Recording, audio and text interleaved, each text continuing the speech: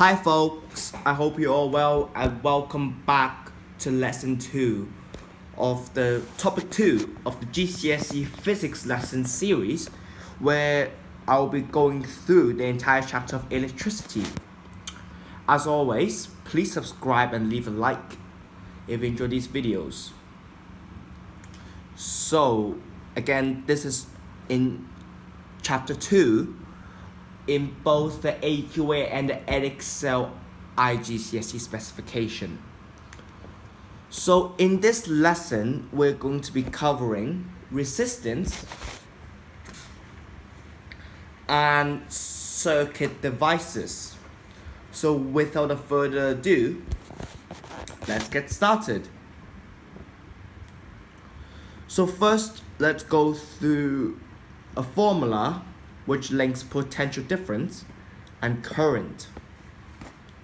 And this formula is V equals to IR. And this is very useful and is one of the big 6 equations which you need to know for the exam, which I'm going to be going through again in a separate video. So the formula is potential difference equals to current times resistance. So V, voltage, volts for potential difference, amps for current, and ohms for resistance.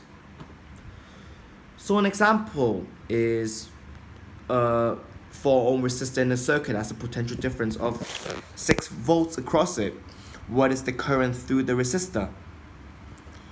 So first you have to rearrange V equals to IR to give I equals to V divided by R, and then substitute the values you have, which is 6 for volts and 4 for ohms. So 6 divided by 4 equals to 1.5 amps.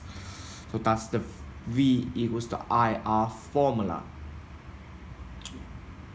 Great, let's move on. So let's now look at the factors affecting resistance. So the main factors affecting resistance are whether the components are in series or parallel, or the length of the wire used in the circuit. But now let's look at the ammeter and the voltmeter. If you've looked at the circuit symbols video, you will have known that an ammeter measures the current and the voltmeter measures the size of the potential difference.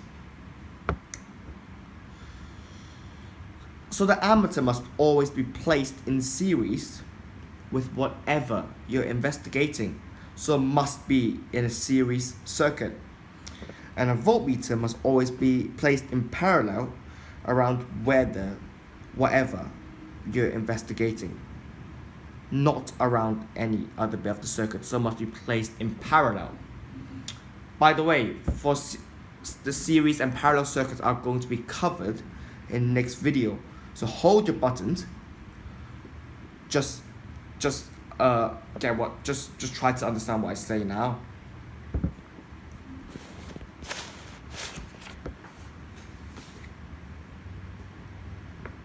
So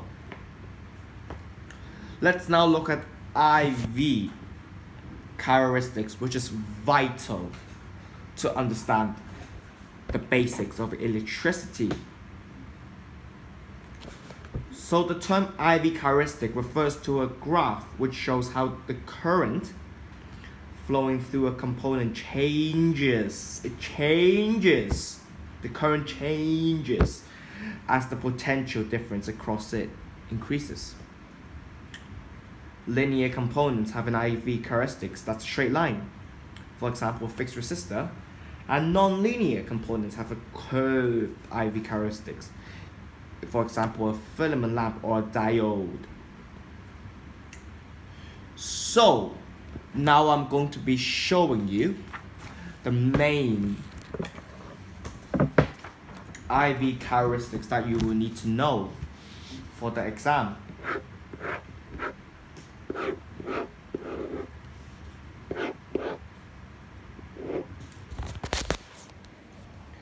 So as you can see, the first one is a straight line, which goes through the origin. Apologies for the bad drawing.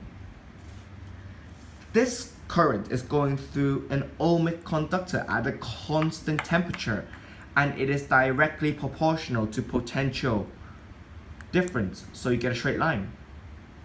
And this is an ohmic conductor. For example, a resistor at a constant temperature, as I said before. The next one, apologies for the bad drawing again, slightly curved here. Actually, I'll redo this one, apologies. So it's like this. Yes, that's way better. So this one is a filament lamp, and as the current increases, the temperature of the filament increases. So the resistance increases. This means less current can flow per unit PD, so the graph gets shallower, hence the curve. And this one is a diode. Current will only flow through a diode in one direction, as shown. The diode has very high resistance in the reverse direction.